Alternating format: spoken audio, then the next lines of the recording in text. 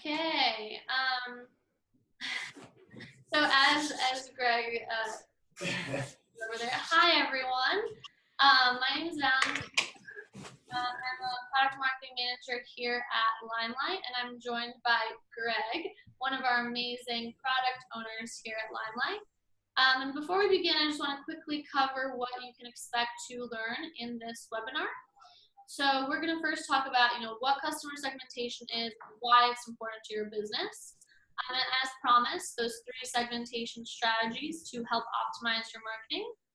And then we'll actually demo our new segments tool so you can see how to build one of these segments within Limelight. And be sure to stay till the end because we're going to be sharing some teasers of what you can expect to see as we continually keep improving our segments tool.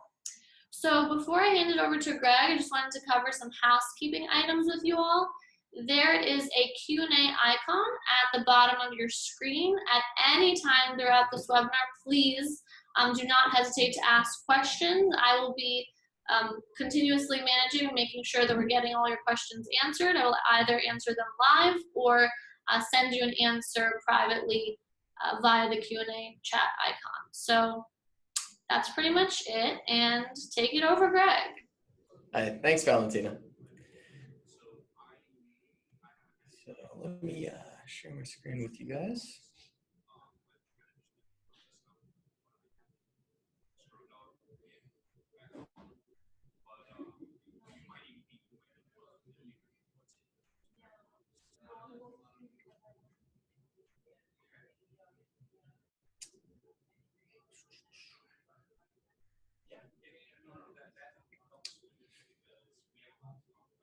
Okay, so everyone can see my screen now.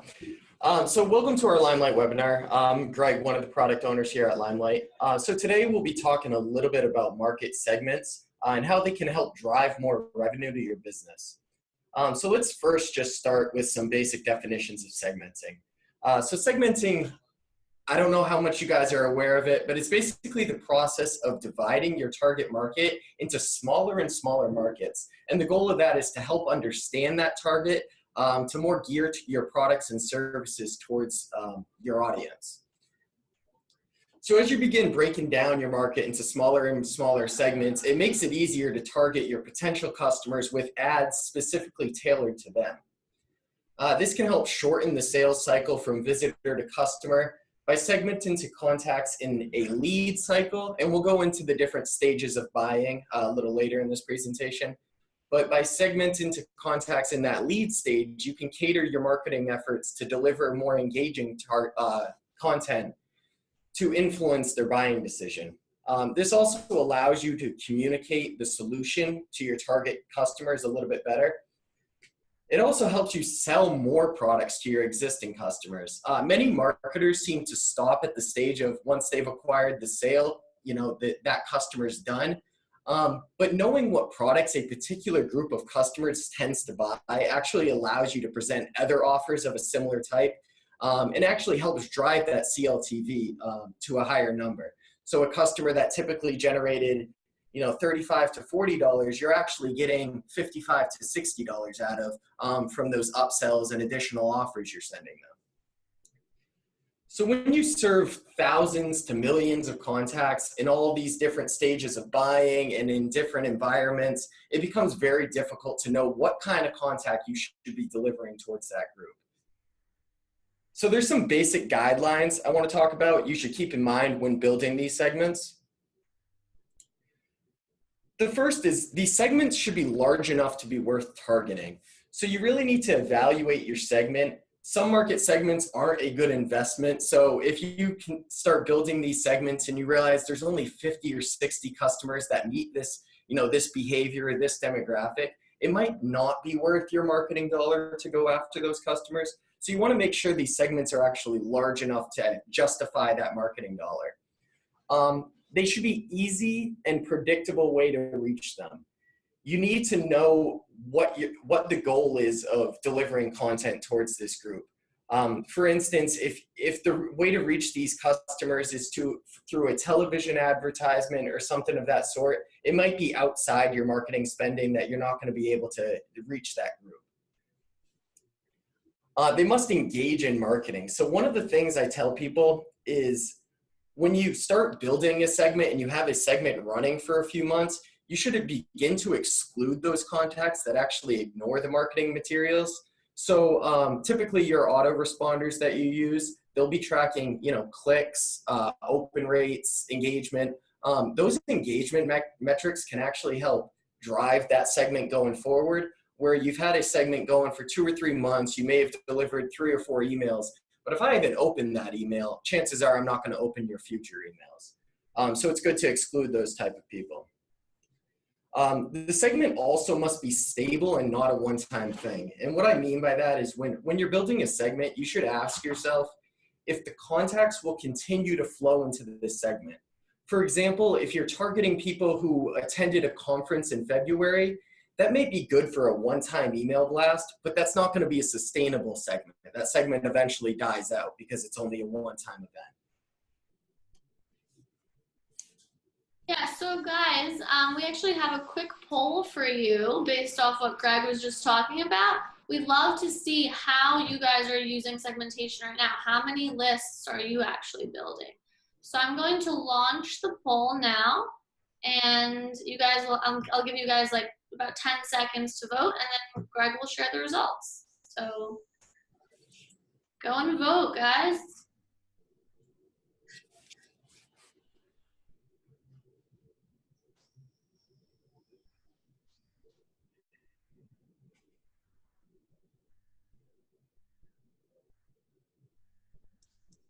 Awesome. Okay, so get your last votes in. I'm going to close the poll in just a few seconds here. Okay, let's share the results. Okay, and that's typically what we see. You know, with Limelight previously, a customer buys on a particular campaign, and you either segment those people into customers and prospects, and that's really what we want to fix people from doing. Is, you know, those customers, you have one list of all your customers, those can actually be further broken down into, you know, 10 plus segments. And, you know, for a profitable business, having 10 plus segments should be no problem. You know, you need to remember that these segments should be large enough to justify that marketing expense. But depending on the size of your business, it might be a few hundred in a segment. It could possibly be a few thousand. But usually having a segment is less than 100 is not usually a good target. So I tend to aim between 2,000 to 5,000 contacts, depending on the size of your business. But you should easily be able to segment those customers into at least 10 lists. So that's what we want to see with segments, is that you're actually breaking up that customer profile into more lists.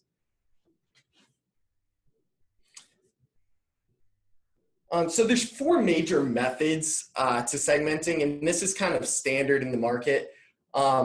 Geographic, it's pretty self-explanatory. You're looking for people in a particular region, a country, a state, a city, that you might be gearing this marketing towards.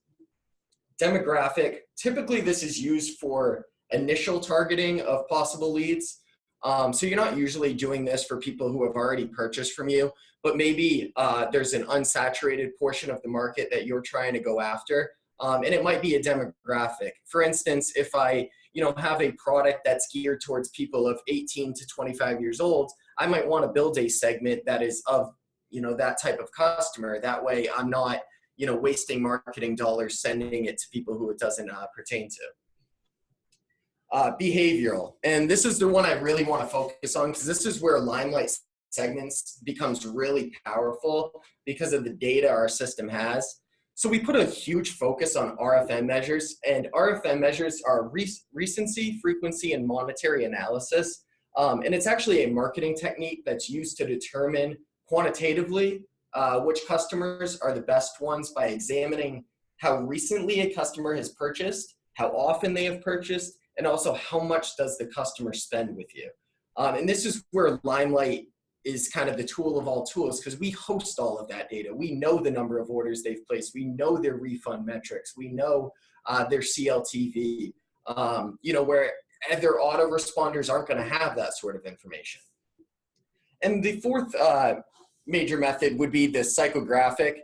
This one's slightly more difficult to identify, but the way to identify this is through some post-transaction analysis. So once people have started to purchase from you, you can start to kind of build out customer personas and understand their needs and sort of predict that group's needs going forward. But psychographic, I would say, is the most difficult to get a hold on. So let's take a look at what that sales funnel looks like using inbound marketing. So there's 4 stages of the sale. There's the attract, convert, close, and delight. And like I said before, many marketers seem to stop at that close stage once they've acquired the sale, they're done. This can be a big mistake because as the marketing should continue through the sale, it can actually help provide that remarkable experience to your customers that are going to actually drive future purchases. So the type of content you deliver at each stage is important, and that's why it's good to identify what stage each that customer is at. So typically, your marketing would begin outside the platform. So, attracting strangers to your site and actually getting visitors in your site, that's sort of outside the Limelight platform. But once you get to that visitor stage, it's good to deliver content that's going to engage that user and also try to collect on a piece of information where they can actually become a prospect in our system. So once a visitor has visited your site, you could offer something like a short ebook that requires the visitor to enter a name and an email. That way you can send that information to Limelight and you can further try to sell to that lead.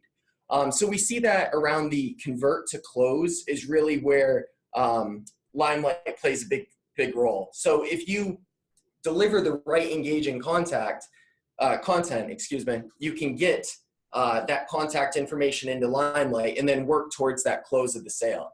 So some of the things you do in the close stage is really deliver emails focused on the useful, relevant content to build that trust. So if you can tell somebody may have clicked your offer, they filled out their email, but maybe they didn't purchase, maybe they abandoned on the checkout page, deliver more content to them. And this can be educational content, this can be promotional content, but you really want to focus on that person because they were very close to that buying stage. And then once they become a customer, you really want to continue promoting to that person to not only deliver delight to that customer that they're going to repurchase from you, but also they might tell their friends, they might, go kind of share your product on Facebook. A customer could actually potentially be a marketer for you. And if we want to start on that second poll question, Valentina? Yeah, so now that Greg has talked so much about and told us so much about the importance of personalized content, we kind of wanted to hear from you guys. What sort of content are you sending to your most loyal customers? So I'm going to launch the second poll now, and just like the first, I'm going to give you guys a few seconds to vote, and then we'll share the results. So the poll is now live.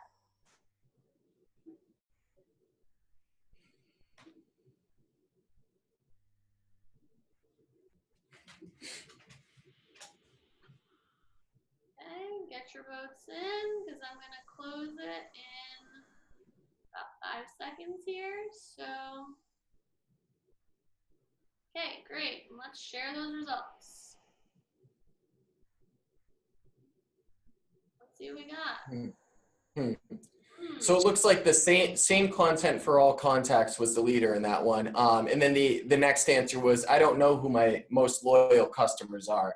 And that can tend to be a problem is once you've closed the sale, you're no longer re-engaging those customers. And what segments can really help you do is identify those loyal customers and, send a promotional coupon, offer 10% off their next sale, really drive them back to you as a loyal customer and that you respect their business and really offer that remarkable experience.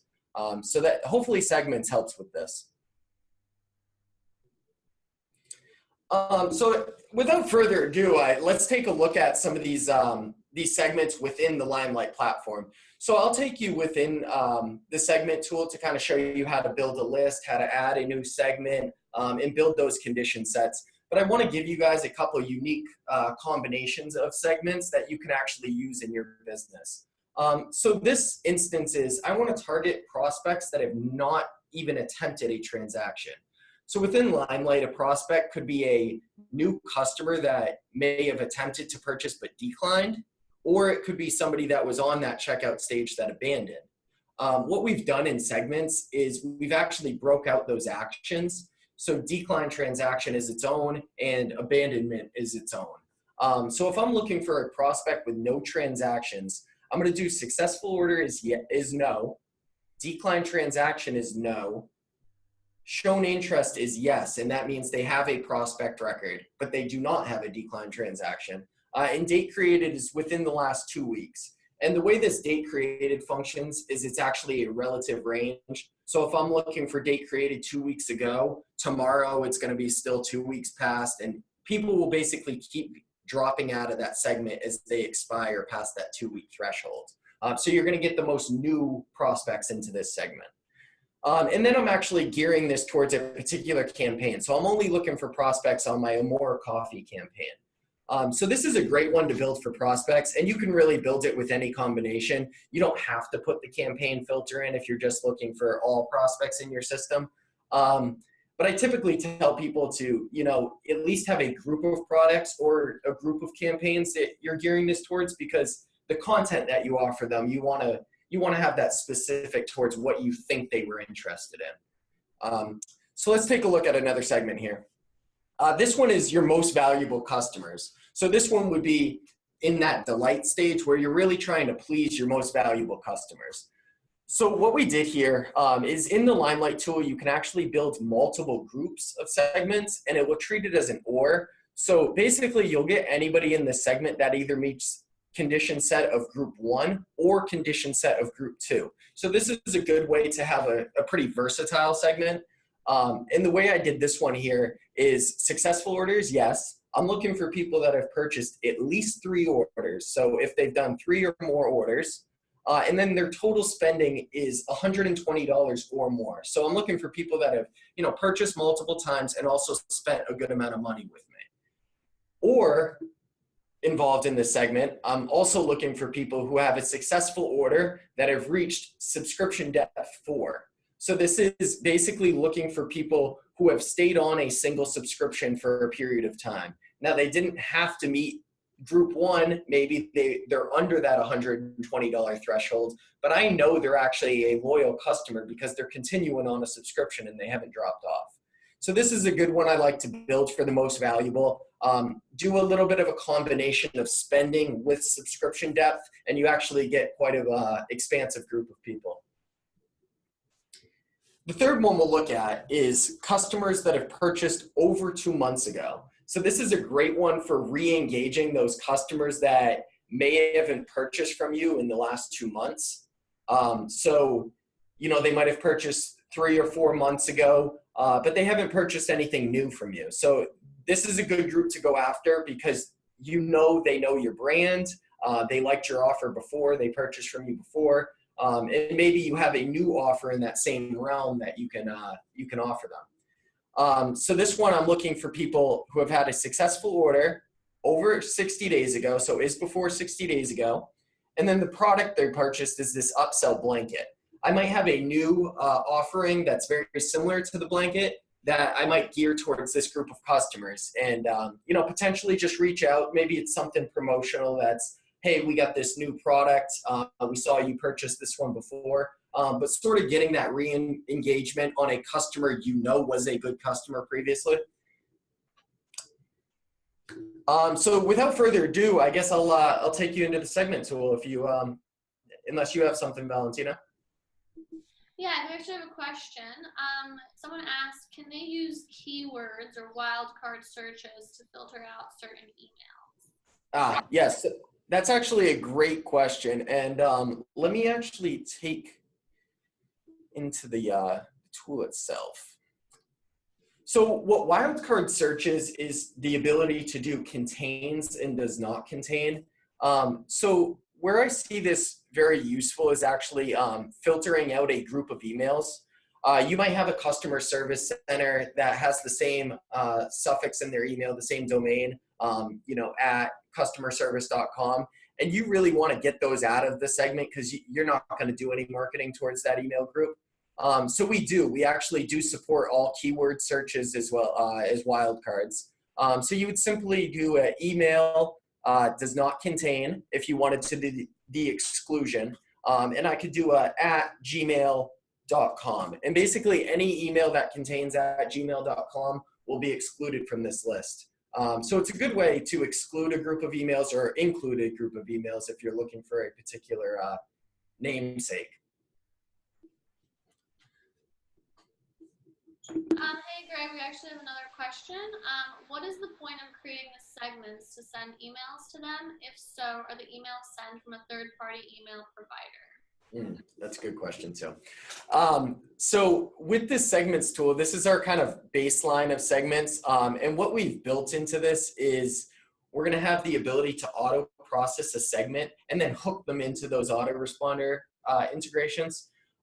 So coming out in the next couple weeks, we'll have the ability to actually auto process a segment, and then you'll be able to tie it to a MailChimp or an Entreport integration. And you'll also be able to, at that level, specify a list ID or a segment ID that you want that person to be subscribed to. And the way this will function is we'll have a daily auto process of the segment, and we'll just keep it in sync with that list on the autoresponder side. So that is in the works. Currently, that's not how it functions, but we should have that feature very shortly.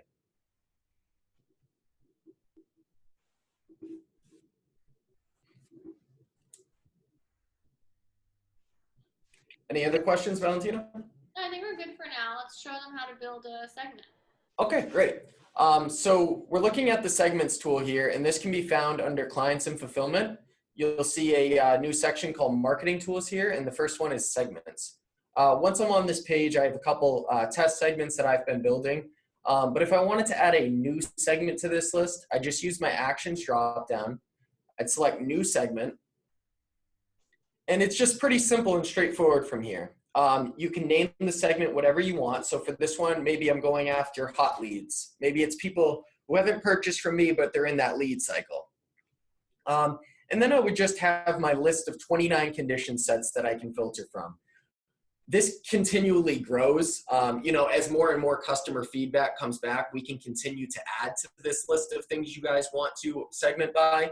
But right now, we have some basic order status, contact info. So this is kind of where that geographic information comes into play, country, state, zip, if you're looking to target in regions.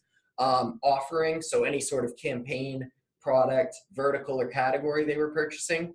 And then those RFN measures. So really focus on that customer value. And I want you guys to, kind of play around with the customer value conditions because those are very valuable. Some of those are transaction date, order count, total spending, subscription depth, and then single order total. And then we've also built in some behavioral metrics. So if you want to not market to anybody that's charged back on you before, maybe you have a customer that, might have fell in a segment, but he charged back and you don't want to remarket to them. You can simply just select the chargebacks behavior. And then I'm looking for people that are less than or equal to 1. Basically, I don't want to accept anybody that has a single chargeback with me.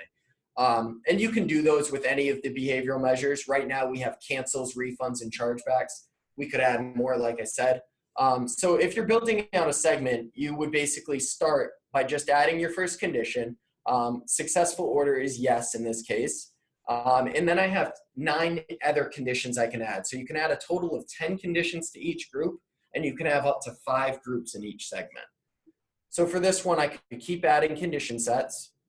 Maybe I want a date created of the contact in there is after, maybe I want a custom date that I'm looking for. So the way to do that actually, and I don't want to skip over this, any of our date filters, we have some can date ranges. And the way these function is as a relative date range. So if I'm looking for is after 30 days ago, that's going to continually change as the days progress.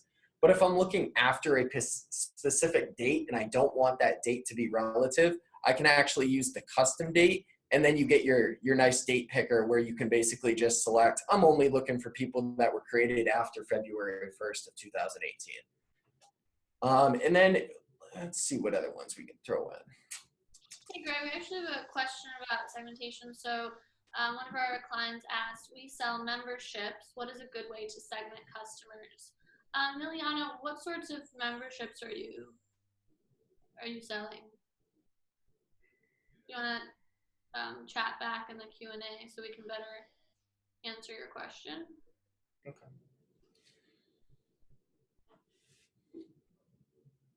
Wait, let's continue. Okay. We have another question. Can you use segmentation for partials? Yes, and that's actually one of the first ones I showed. So we've broken the order statuses down into either successful order, declined transactions, or that shown interest, which is partial. So basically that shown interest is only looking for prospect records that have not created a transaction with you. So if you're looking to target people who have abandonment in that checkout stage, that shown interest order status is the one you're looking for. Yeah, so going back to Miliana's question, sells discount hotel prices with the membership. They have access to discounted prices not available on the open market. So they're wondering what's a good way to segment customers. I'm sorry, I didn't catch that last part. What's not available on the open market? They sell discount hotel prices with the membership. They have access to discounted prices that are not available in the open market. So what would be a good way for them to segment their customer? Now, have they already purchased from you before? If they've already purchased from you before, typically in Limelight, everything has to be configured as a product. So with that membership billing, that's actually their product. That's their subscription that they're subscribing to. Whether you're offering any sort of SaaS service or a physical good in Limelight, that's going to be configured as a product. So if you're looking for people that are on a particular, membership with you, I would use the product filter, and then you're looking for is, this 1-year subscription, maybe they're on this $25 bundle. Whatever that membership service is, I would gear it towards that particular product. Oh, thanks, Greg. Yeah. So, I mean, I can go through condition sets of the segments, how else should we spend this time? No, we have a few more minutes, so it doesn't look like we have any more questions. So let's, what else can we show them? Okay. So let's actually show how to run a segment. So once you've created the groups here, you'll simply just save the profile.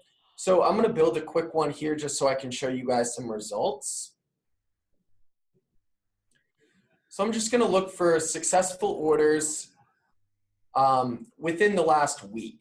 I'm looking for successful orders that have transaction dates of, let's say, 5 days ago. I'm just going to save the profile here.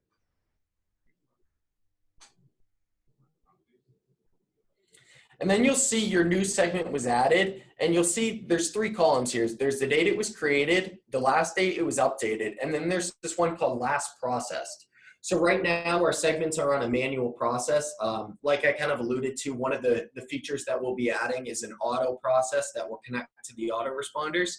But as of right now, to get that list, it's a manual process. So you'll simply just go to that one and you'll say run segment. And an error is occurred. Hold on one second. Let me do this one. So Greg, while you're showing awesome attendees that created segment data, and as Greg mentioned, it's also auto-processed every day. We just had a question, and Trevor, this is part of our teaser at the end. What's the ETA and when it will connect to MailChimp or other email marketing tools? So I don't have a definitive ETA on that. We've been working a lot on the auto process of them. The foundation is pretty much built. We're still currently working on hooking those into autoresponders. I don't have an exact ETA, but I would say probably by the end of March into April, we will probably have it hooked into our first autoresponder. And we are doing it in the in the way of the most used autoresponder into our system. So for the MailChimp question, I can tell you they will be one of the first because that is our most used autoresponder. But we should have these hooked into autoresponders, within a short time frame. Hey Greg, yeah, in our last few minutes here, I want to make sure that everyone's questions get answered. So we have a new one. Can you segment for the lifetime value of a customer, i.e. segment for your best customers? Yep. So lifetime value within analytics has some cost built into it. Lifetime value actually takes into account cost of goods sold and certain other metrics. What we did with segments is we didn't want to take into effect the cost of goods sold because you're really just targeting towards somebody that's purchased a certain amount with you. So let me get into a new one. But yes, the answer is yes, you can. And under customer value, you'll see a total spending. And this is basically the lifetime spending of that particular customer, not excluding any refunds, any cost of goods sold. It's just strictly raw order total of that customer. So if you did total spending, you then have the option to do a is, greater than, less than, and really target those people who have spent the most dollar with you. Awesome. Another question going back to the autoresponder. For the time being, do you recommend exporting and importing into your autoresponder? Yes. So that's, with the baseline of segments, it's not perfect as far as the sync up with the autoresponder, but that's how it was, built initially is you will export this list.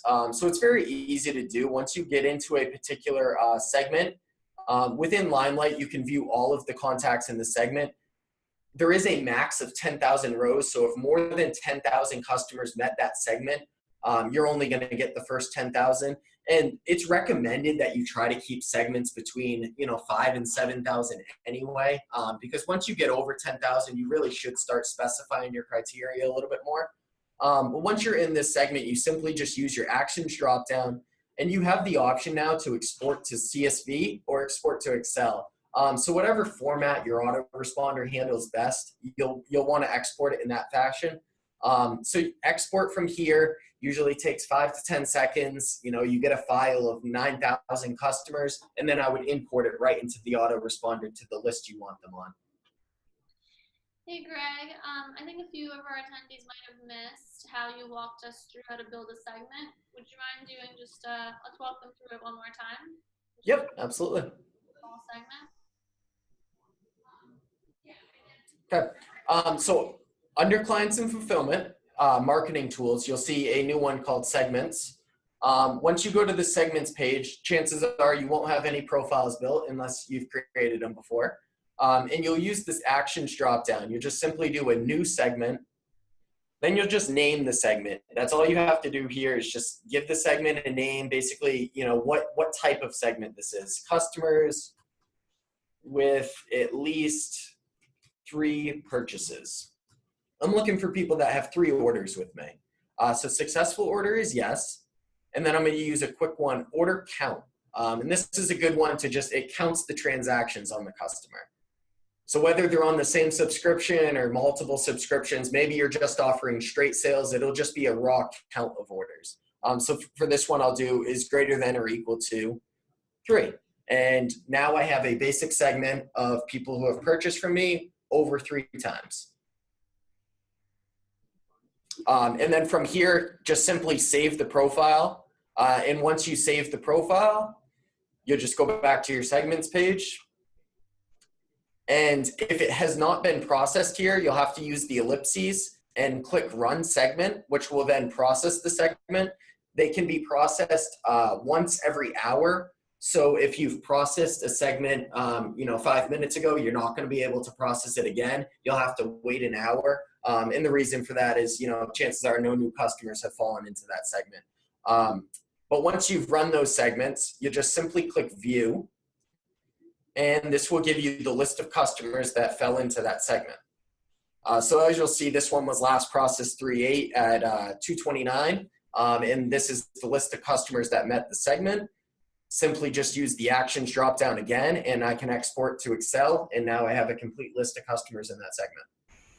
Cool, Greg, another question. Can you segment by specific billing cycles or only up through a subscription depth?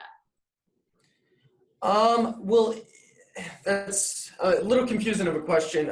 Subscription depth is billing cycle. So if you're looking for somebody in a certain billing cycle, you'll just use the subscription depth. You don't have to do it is greater than or is less than. If you just did a simply is, maybe I'm looking for people in billing cycle 0. Which means they just purchased the initial purchase, they haven't recurred yet. This would be the way to target them, is you just do subscription depth 0. Billing cycle and subscription depth, same name, just a different way of calling it. Cool, I think those are all our questions. Emiliano, we will reach out to you. Oh, okay, we got another question. But let me just, sorry. Emiliano said they are not able to see segment under marketing tools. I'm not sure why that is. So Emiliano, if you could respond with your email, we'll make sure to follow up with you directly on why you're not able to see that. Yeah, absolutely. There is permissioning with the segments page. So you'll have to make sure the admin has you enabled with the permission for segments. But other than that, everybody should see this within their CRM. Yeah, and another question, is it possible to create a segment that would reflect your most loyal customers under the condition that they have been inactive ordering for a specified duration of time? Example, customers who have placed greater than 5 orders but have not ordered in X amount of days. Yeah, let me let's think about that one for a second.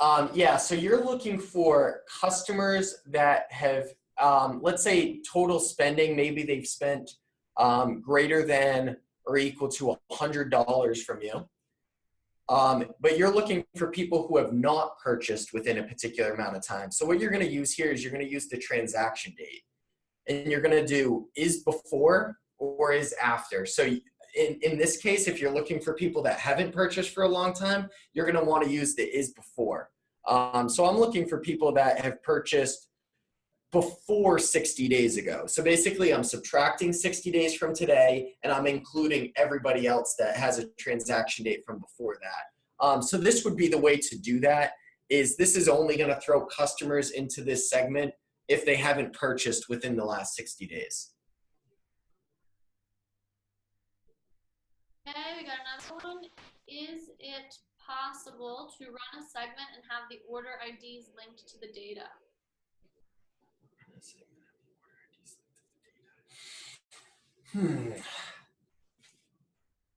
Possible, but it's good to remember that, segments is at the customer level. It's not really at the order level.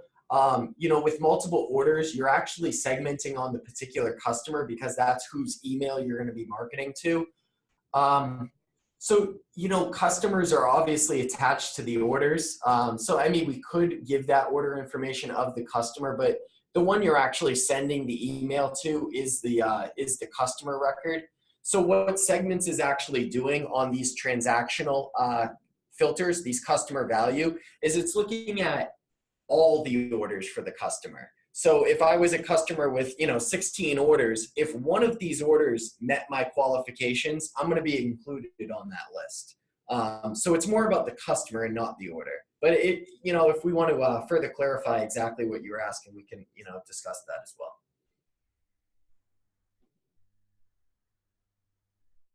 That looks like those are all our questions. Put in your last minute questions, guys. We want to make sure to answer everybody's questions before we go. So just leave the Q&A open for just another minute here. We showed how to. Someone asked to show the segmented data. We showed them the list. Yeah. And how up to 10,000 people emails in the list, and it auto every day. Yeah, so we do 10,000 per segment. If there's a use case to increase that number, we can certainly do so. We just, the research of segments, you want to really keep them in that 3,000 to 5,000 to 7,000 range. You really don't want to have segments that are 15, 20,000 people, because then you should be able to break that into smaller targets. But yeah, so to view a segment, just simply click View on the segment profile, and this will give you a full list of the customers that met the segment. I can paginate to expand this to 1,000 results. So within Limelight, I could look at all the customers that met the segment. What we include here is just email, first name, last name, phone number, similar information that your autoresponder would collect on. And then simply just use this actions dropdown to export. Cool. So those are all the questions that we have. Thank you everybody for joining. We have recorded this webinar, and just in case you missed anything, we will be sending out an email tomorrow with that recording. So thanks everyone for joining. Thanks for walking us through segments. Hey, thank you. Bye everybody.